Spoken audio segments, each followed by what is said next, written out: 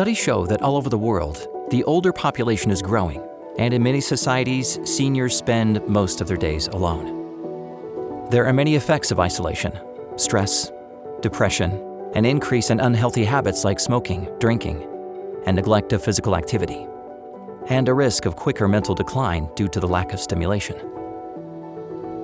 As we strive to reach people in urban areas under the Mission to the Cities initiative, how can we connect with this group that spends a majority of their time in isolation? What can one do to serve the seniors in the cities? A church in Vancouver, Canada, started a seniors' garden after the pastor heard about a local couple who had their own special garden.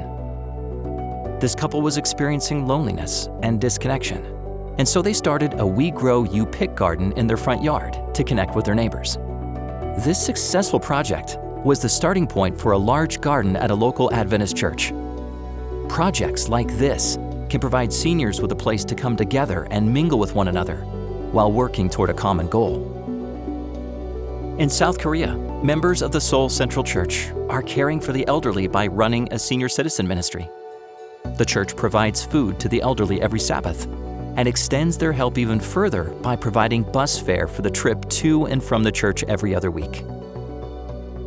What were Ellen White's thoughts on the elderly? In the book, The Ministry of Healing, she writes, "There is a blessing in the association of the old and the young.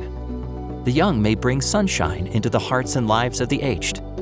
Those whose hold on life is weakening need the benefit and contact with the hopefulness and buoyancy of youth." In Pennsylvania, members of a church provide lawn and yard care to seniors who are homeowners and unable to care for their yards on their own. There are many opportunities to serve seniors in the cities, from providing basic home repairs to offering exercise programs and outings meant specifically for the elderly. Visit the Mission to the Cities website for more ideas on how to serve your city's most vulnerable residents.